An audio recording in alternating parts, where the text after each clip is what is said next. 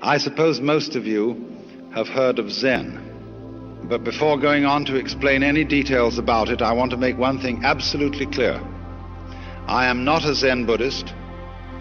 I am not advocating Zen Buddhism. I'm not trying to convert anyone to it. I have nothing to sell. I'm an entertainer. That is to say, in the same sense that when you go to a concert and you listen to someone play Mozart, he has nothing to sell except the sound of the music. He doesn't want to convert you to anything. He doesn't want you to join an organization in favor of Mozart's music as opposed to, say, Beethoven's. And I approach you in the same spirit as a musician with his piano or a violinist with his violin. I just want you to enjoy a point of view which I enjoy. Now, normally when one talks about Buddhism, and Zen is a form of Buddhism, it is supposed that you're talking about a religion. If we want to find an equivalent to Buddhism in our society today in the West, probably the nearest thing to it is psychotherapy. When a person goes to a psychiatrist or a psychoanalyst to work out a serious personal problem, and so when a psychiatrist goes to work on you, his objective is more or less to change your state of consciousness. Now, in a somewhat similar way, the objective of Buddhism in all its forms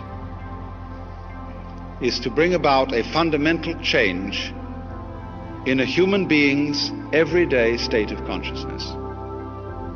If I make it yet more specific, it's to bring about a change in your sense of personal identity, that is to say, in your sensation of who and what you are. I'm terribly interested in this problem of identity, and I try and find out what people mean when they say the word I. I think this is one of the most fascinating questions. Who do you think you are?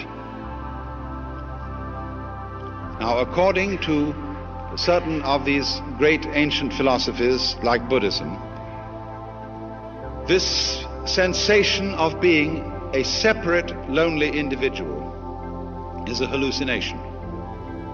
And so we come to think that the figure exists independently of the background. But actually, they go together. And they go together just as inseparably as backs go with fronts,